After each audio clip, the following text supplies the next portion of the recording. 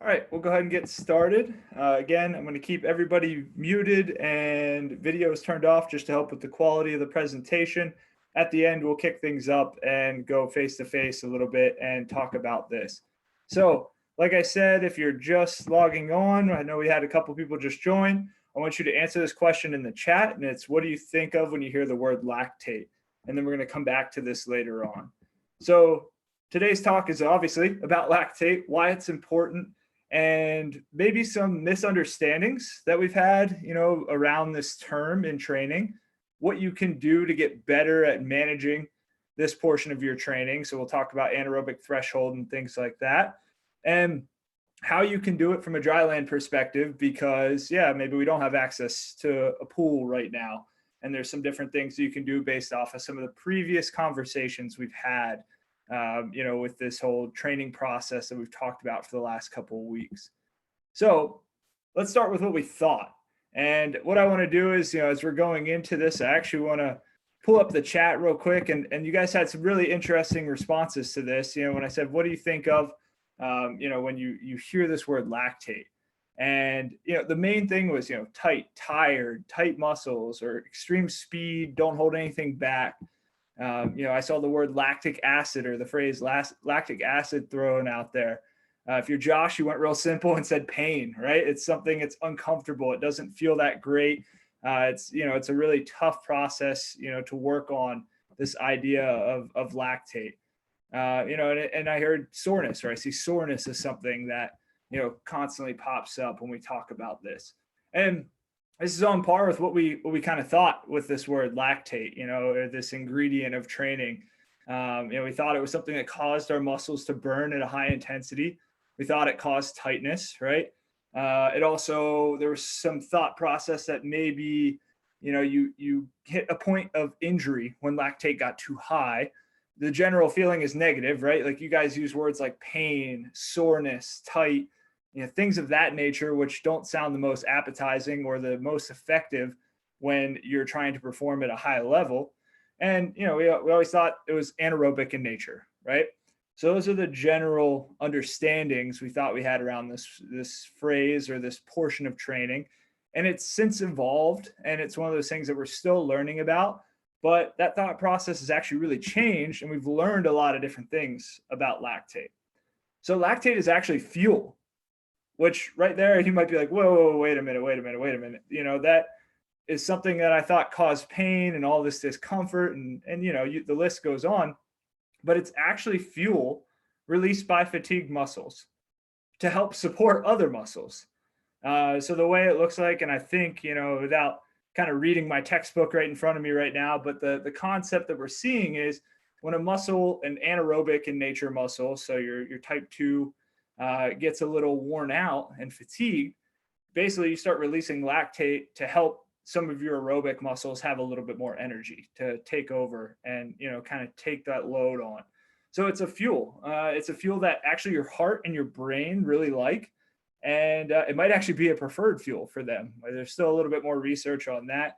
And you can see here as we're going through this, like this is a whole different painting of the picture compared to pain and tightness and soreness. Lactate doesn't actually cause muscle burn. It's not acidic in nature based off what we know. And it actually exists in aerobic environments as well.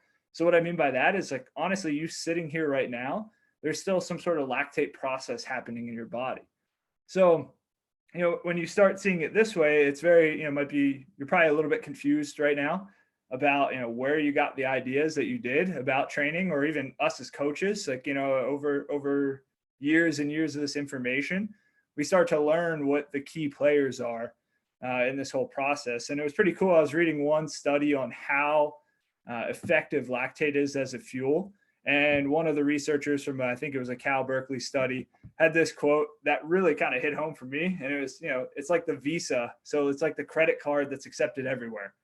And, when you start thinking of it that way, all that fear and, that pain and everything you're experiencing, we're realizing it actually is because of something else. And lactate is there to help us.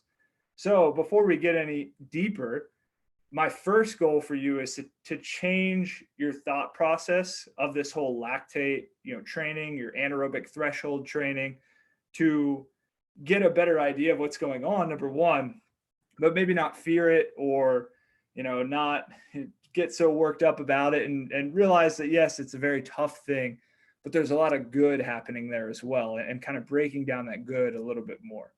So lactate is this, really preferred fuel. We kind of gave it a bad name. The real thing we're really focused on is what we call hydrogen ions. So hydrogen ions are basically acidic in nature, so they have that burning effect.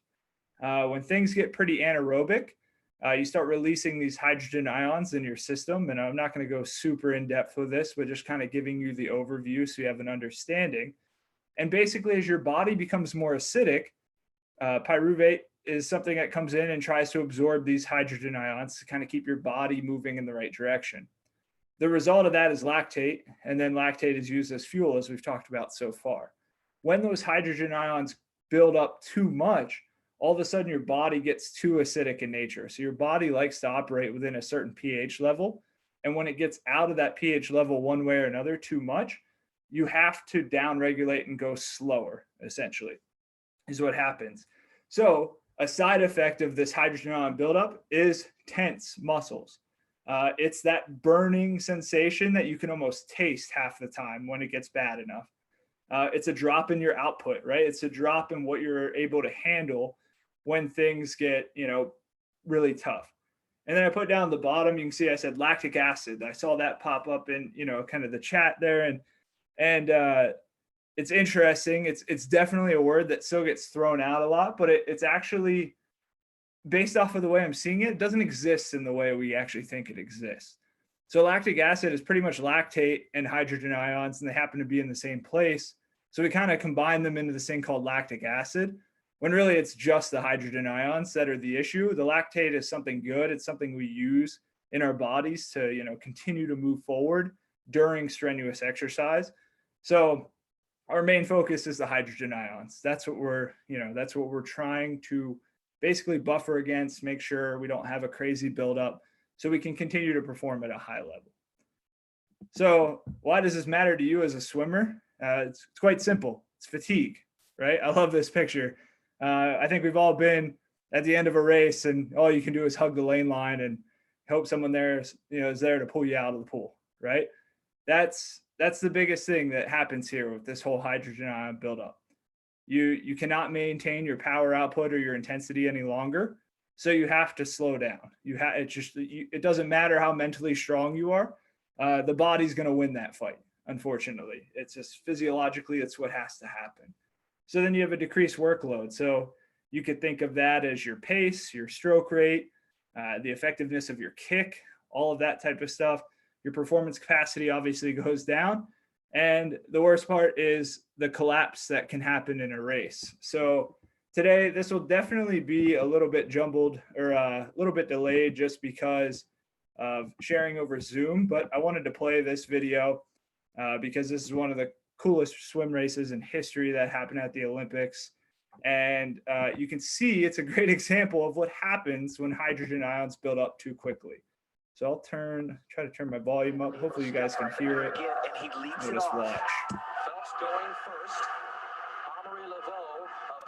Leads it off, second fastest ever in the 50-meter free. The reason the French have come onto the scene here is that they've got three sprinters who have come on in the last year or so a little bit out of nowhere. They have come out of nowhere. I mean, they were nowhere on the radar screen at all. Look at Eamon Sullivan from Australia, though.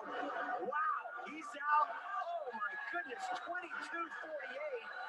He's the world record holder in the 53. We expected Sullivan from Australia to lead it out, but don't expect him to have the firepower to stay up. Now, Phelps will close on him. He's just got to hope to stay out of that wash that Sullivan has now created. Look at the world record line.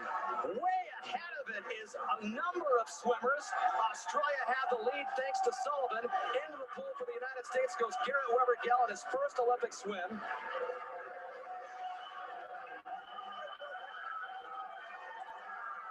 World record there for Australia's Eamon Sullivan to lead things off. But look at this world record line. I think the winning relay, first of all, it's going to take a world record to win. They can break the world record by 3 or 4 seconds. That's how good all these teams are. Garrett Weber-Gall has the lead for the United States. What is it going to take down the stretch of this race for the Americans to have a chance in the end with France?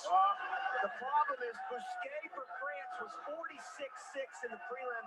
And then you've got Bernard, the former world record holder now. They've got to get out there way ahead. Colin Jones probably the slowest leg of the 4. He earned that spot to be on the relay in the prelims. U.S. has the slight lead in the third leg of this 4-man event. Freddie Bousquet has taken over the lead, though, for France. Fastest relay split in history in the prelims for Bousquet. He swam onward, and then you've got Colin Jones, who swam on the prelim relay and earned his spot in this final, but France has taken the lead up there in lane 5 over the United States. Alain Bernard awaits as the anchor guy, and Jason Lezak is going to have to make up some ground on Alain Bernard, who stands 6'5" and can absolutely fly. I just don't think they can do it, Dan. I mean, Jason Lezak has been there how many times in his career as he anchored this free relay and medley relay, but I just don't think he can do it. He's trying to ride that wave as much as possible. Bernard is pulling away from him. Lezak, world record, 3-time Olympian. World record is absolutely going to be shattered here. The United States trying to hang on to second. They should get the silver medal. Australia is in bronze territory right now, but Lezak is closing a little bit on Bernard. Can the veteran chase him down and pull off a shocker here? Well, there's no doubt that he's tightening up. Bernard is losing some ground. Here comes Lezak. Unbelievable at the end. He's done it. The U.S. has done it. He did it. A new world record. So, I mean, I still get goosebumps off of that race. I mean, that was just one of the craziest things I've ever seen. And what you saw there at the end is, there was a collapse that happened, right? And by maybe your definition or, by the definition of our performance levels, it wasn't much of a collapse, but it cost a gold medal, right? And, there's a lot of different factors that went into why that happened, from warm up to nutrition to training, all those things. But essentially, hydrogen ions built up. All right. They got to the point where he had to slow down. And then you add in the fastest relay split in history at that time by Jason Lezak. And it was the right ingredient to go from what was regarded as an impossible feat for the Americans to win that race. They just didn't have the splits. They didn't have that third leg or that fourth leg to kind of really put that whole relay team together. And, the announcers beforehand were like, there's no chance. Like this, I've done the math. It's just not going to happen. But with that buildup of hydrogen, even heard the announcer, if you could hear it, he said he's definitely tightening up. And then all of a sudden, Jason Lezak came through and won. So that's why this is important. How can we push that effect till at least after a race, right? It's okay if it happens after we hit the wall. That's fine. But it's a tough thing that happens when we're actually training, or when we're actually racing, and then we're still in the midst of that race. So we focus on this concept of anaerobic threshold, and this is kind of a moving target for people. It's not going to be the same for you as it is for me. We're not going to respond to it the same way. There's also more of a range than just like kind of an actual set point. But here are some parameters that you can utilize, or some tips you can utilize to help make this a better measure for you and hopefully help your performance. So we still measure anaerobic threshold based off of blood lactate levels, just because it's the easier thing to measure versus hydrogen ion buildup at this point, as far as I know. I'm sure there's technology coming out that focuses a lot more on hydrogen ion buildup, but blood lactate, we know it happens. It rises when hydrogen ions are rising, just because of the way everything works. So it's an easier way for us to test and kind of figure out this point where you could tighten up, have all that soreness, that burn and everything. So what we're looking for is basically, if you're trying to find a point without having the ability to finger prick and actually test your blood lactate levels and things like that, it becomes that point where you struggle to complete a sentence. So if you're out running or something like that, and maybe you're with a friend and you're talking And then you pick up the pace and all of a sudden you're like, wow, I can't really finish a sentence here. I'm kind of just like jumbling some words together. That's the point where this anaerobic threshold or that hydrogen ion buildup is starting to happen. It's also a point where form changes. And this is something I really want you to think about when we get back into the water, and also from your dry land perspective. So from a dry land perspective, the lifts you do up to about 80% of your max for that movement have totally different form than your form for anything above 80%. And the same thing applies in the water. So look at it as you're warming up, you're kind of going through your warm up and whatnot in the water. And then all of a sudden we start getting into some pace work and things like that. And then you get into full all out sprinting, your form changes across that spectrum of movement. So anaerobic threshold is also a point where you start training a whole different pattern of movement.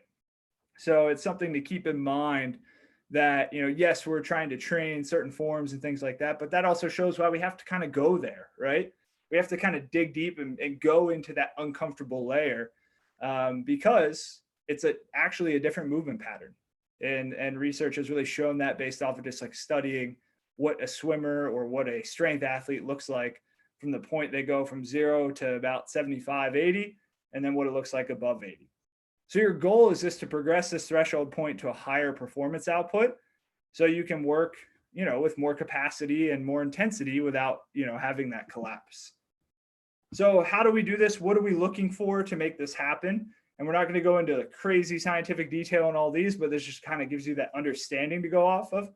We want to increase VO2 or VO2 max. And this is pretty much how much oxygen your body can use. We want to build comfort, and the best way to describe building comfort is buffering capacity.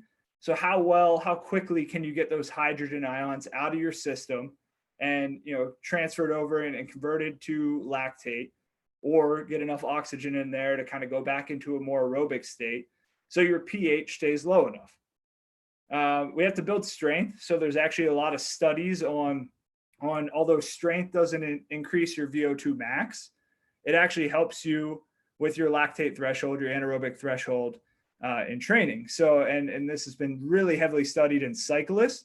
And, we talked about it a little bit last time, but that cyclical motion of cycling is very similar to a kick motion. So we can kind of, predict that building of strength and helping that kind of kick capacity would happen.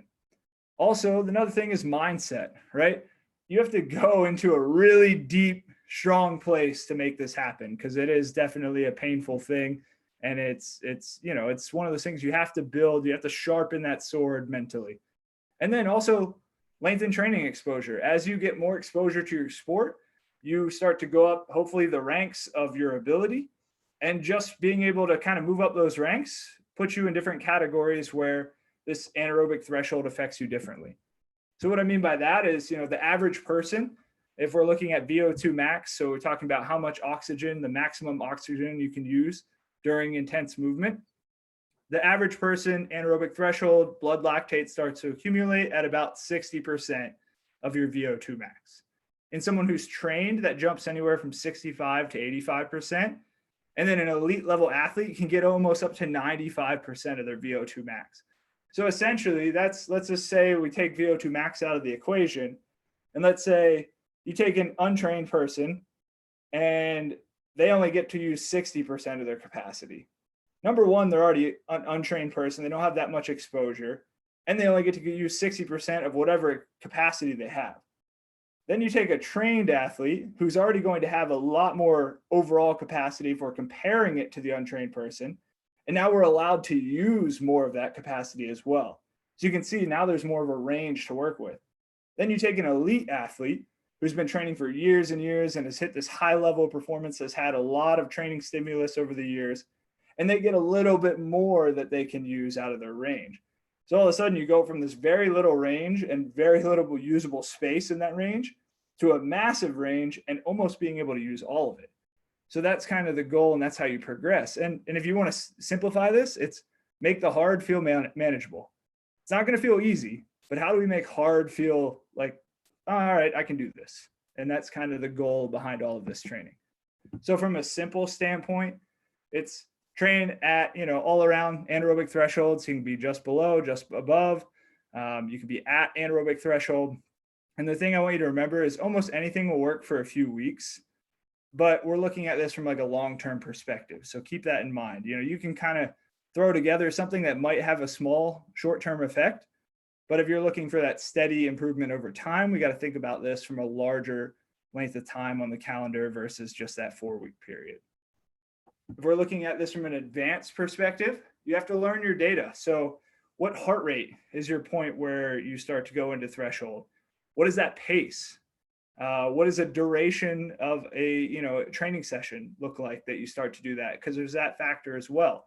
Yes, it's based off of like one bout of exercise, but it's also based off of repeat bouts and how those add up. What stroke speed can you maintain that's just below threshold or just at it or just above? Do you know these things? And then you have to review a season. What pace didn't work, right? What pace did work? Where did I find success and where did I hit that ceiling and realize I couldn't do it anymore? And those are all things you have to take into consideration. So that's why these energy zone charts that we talked about last time are so important. And then continuing with this advanced perspective of it, you have to look at your weekly, monthly, quarterly, and yearly cycles. And you have to kind of have this balance where you can't really push above threshold that often for 90% of your training. You're just going to burn yourself out. It's too hard, right? And you have to have that kind of recovery ebb and flow that we talked about. So I have this picture of the mountain that I used last time. And you kind of have to have those peaks and then the valleys, the peaks and the valleys. And that's why they're really important, because when it's time to hammer down, you got to be ready. And when it's time to pull back, you have to have the discipline not to go too hard when you're supposed to be in that pulled back state. In terms of numbers, about 20% of your training is usually going to be above threshold and about 80% is going to be at below. And you can see here that I broke it down even a little bit more. About 10% could be at that 105 plus range.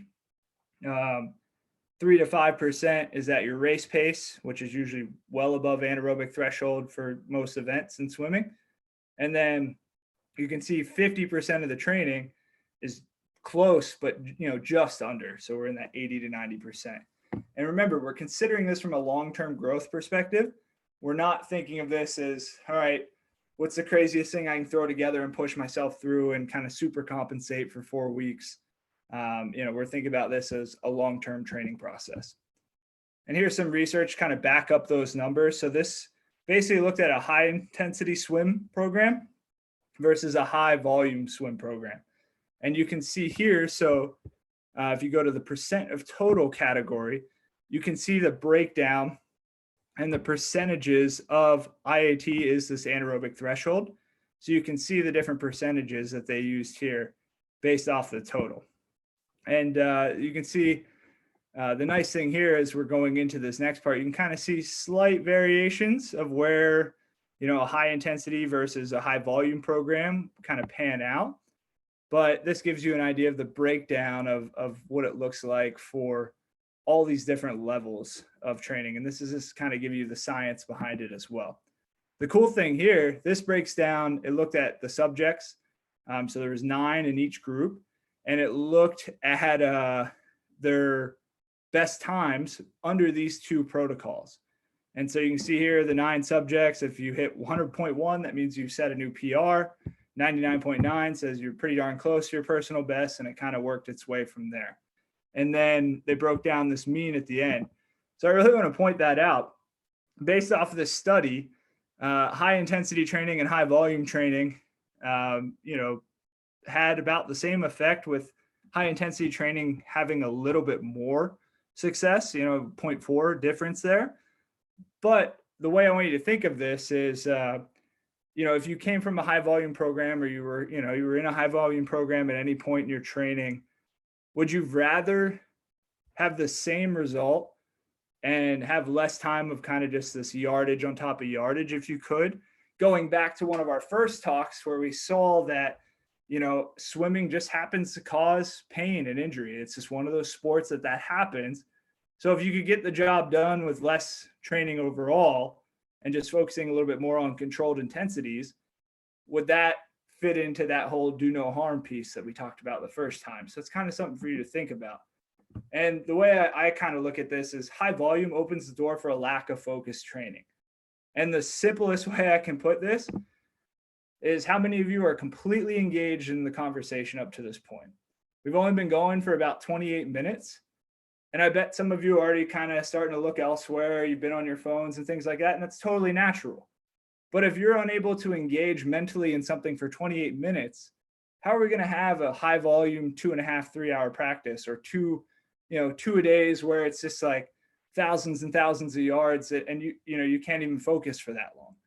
So it goes back to this concept of doing things in the best possible way, minimum effective dose. That's something we talked about the first time as well. So I want you to think about that through your own training process and what coach has you doing in the pool as well, to make this make a little bit more sense to you. From a dryland perspective, based off the research we've seen, especially in cyclists, so again, not exactly the same sport, I totally get that, but it's what we have to go off of and what we can speculate with and try. Strength training improves anaerobic threshold already, which is pretty neat. That's a great to know, that just getting stronger basically gives you a bigger engine, and it exposes you to smaller bouts of hydrogen ion buildup. But then those rest intervals from your sets allow you to shuttle that stuff out of your system and recover. If you want to take that conditioning session we talked about last week and want to apply some things, but you don't have the technology to do so, if you can complete full sentences, then you're below threshold. If you have short bursts of words at about 75 to 80% of your max heart rate, so if you have a heart rate monitor, you can totally use that, then you're at threshold, or you're right around it. And if you can only get out 1 or 2 words tops, then you're above. So now you can go back to that last talk we did on conditioning from a land-based perspective, and you can build out some anaerobic threshold training on land that's going to transfer in the water. So yes, you might have to go back and get a feel for the water and things like that, but it's still physiology. So you're still helping improving this physiology overall. And you can do it without having all this volume, which we've talked about before, is kind of that indicator of injury in swimming, right? So we can kind of work around these things, and you can start to see how all these things start coming together. One strategy I like to use, and this is one you might be familiar with in training and recognize kind of this format, is what I call high-low coupling. So it takes an upper body movement and a lower body movement, or a standing to a prone movement, and you're changing your heart level in relation to gravity. So in a squat, your heart's nice and high. In a push-up, your heart's really close to the ground. And what happens there is it really messes with things like your blood flow, your cardiac output, how much blood you're able to push out per heartbeat, things like that. And you get to an intense state quickly. So you get more anaerobic a little bit faster, and you get that hydrogen ion buildup.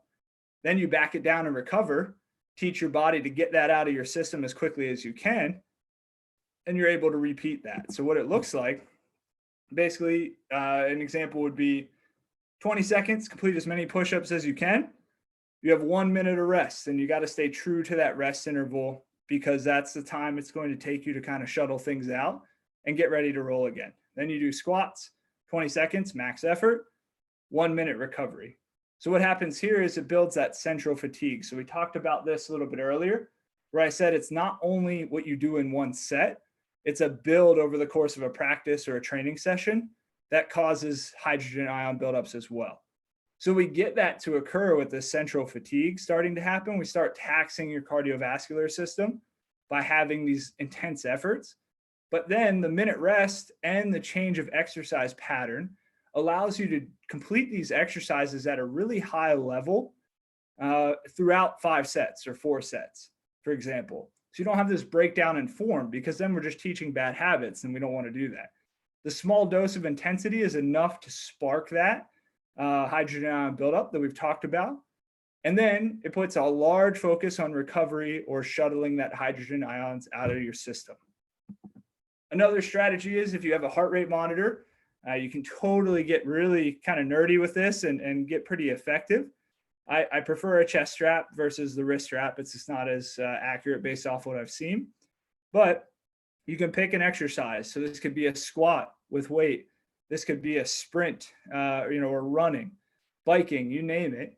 And you can go up to 80% of your max effort or weight, right? So we can use these different variables, complete whatever repetition or time frame you set.